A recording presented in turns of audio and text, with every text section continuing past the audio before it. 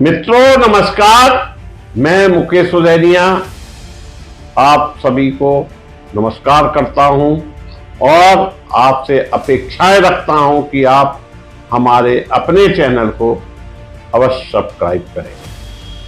वहीं देश में लोकसभा चुनाव चल रहे हैं जिसका दूसरा चरण भी पूरा हो गया मित्रों, परंतु वोट ऑफ परसेंटेज नहीं बढ़ पाया, जो देश के लिए आने वाले समय में बहुत घातक सिद्ध होगा। पार्टी कोई जाए, लेकिन मतदाताओं को अपने मत का अवश्य इस्तेमाल करना चाहिए। लोकसभा चुनाव का एक और पड़ाव पार हो गया है मित्रों और दूसरे चरण की वोटिंग भी संपन्न हुई है, लेकिन पहले चरण की तरह एक बार फिर जनता कुछ उदासीन दिखाई दी। वोटिंग प्रतिशत उम्मीद के मुताबिक नहीं बढ़ा। कई राज्यों में पिछले लोकसभा चुनाव के रिकॉर्ड भी टूटे हैं। यूपी से लेकर बिहार तक, महाराष्ट्र से लेकर राजस्थान तक ज्यादातर इलाकों में 2019 की तुलना में कम वोट पड़े हैं, जो कि आने वाले समय के लिए खतरे की घंटी है। इस सभी के मन में सवाल है कि आखिर दूसरे चरण के बाद आगे क्या चल रहा है, बीजेपी या इंडिया वाले। अब आधार संहिता लागू है, ऐसे में कोई सर्वे या ओपिनियन पोल आपके सामने नहीं रखे जा सकते। लेकिन पिछले चुनाव में वोटिंग पैटर्न के डिकोड कर भी के काफी कुछ आप समझ सकते हैं। उससे अंदाजा लग सकता है कि कम वोटिंग का फायदा और नुकसान किससे ज्यादा रहने वाला है।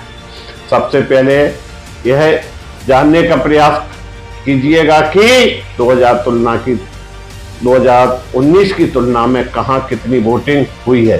राज हम आपको सूचित कर रहे हैं। मणिपुर में 84.14% मत पड़े थे और ये 2019 के हैं, और इस बार 77.32। त्रिपुरा में पिछले बार 82.90% और इस बार वहां पे वोट ऑफ परसेंटेज कम हो गया है।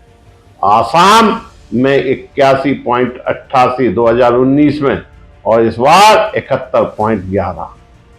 पश्चिम बंगाल में 2019 में 80.66 और इस बार 2024 में 71.84। छत्तीसगढ़ में 2019 में 75.12 और इस बार 73.63। केरल में 2019 में 77.84 और 2024 में 65.91%। जम्मू कश्मीर में 2019 में 72.50 और इस बार उससे कम वोट डले हैं। कर्नाटक में 2019 में 68.96 और इस बार 69.00। राजस्थान में 68.42 2019 में वोट पड़े थे, जो कि इस बार 2024 में 59.97 वोट ही पड़े हैं। मध्य प्रदेश में 2019 में 67% मत हुआ था और इस बार मत लगभग मध्य प्रदेश में बराबर हुआ है। बिहार में 2019 में 62.93, लेकिन परंतु 2024 में बिहार में वोट ऑफ परसेंटेज 55.08 हो गया है, जबकि गठबंधन में हमारे नीतीश बाबू शामिल हो गए, उसके बाद यह स्थिति है।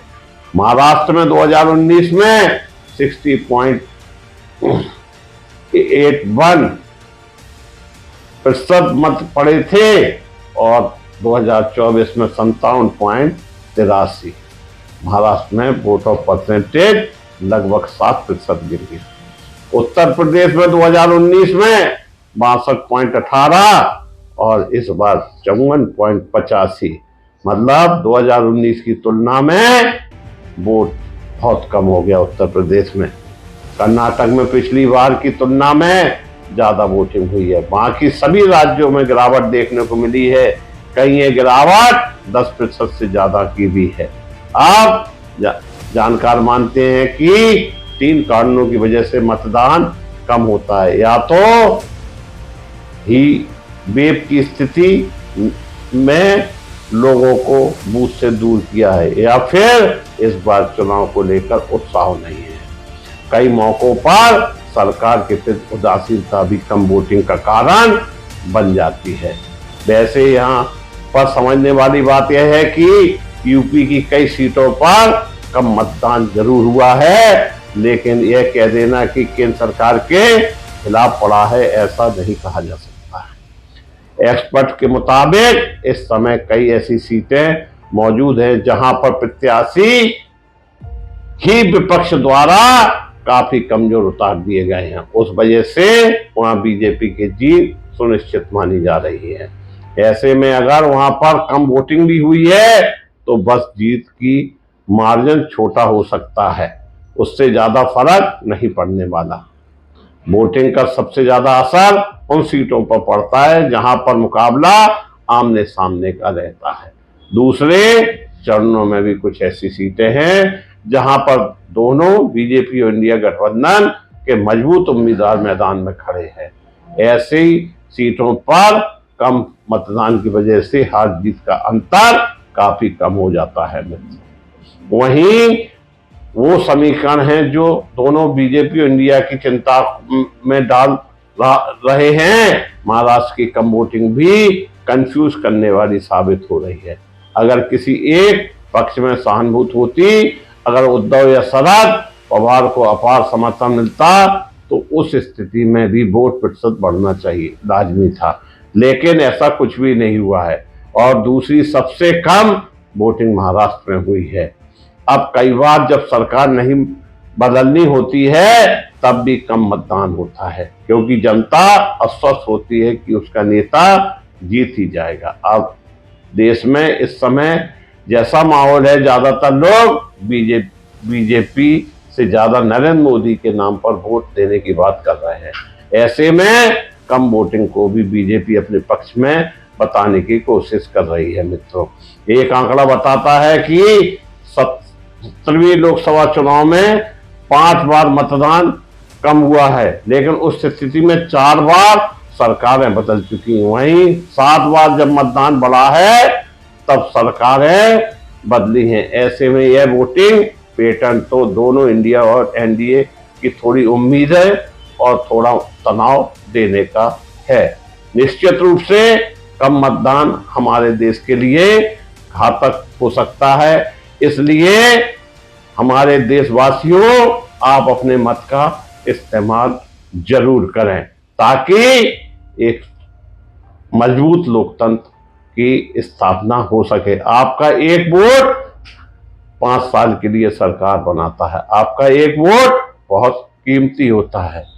इसके लिए आपको समय निकालना होगा और मतदान जरूर करने जाएं। धन्यवाद।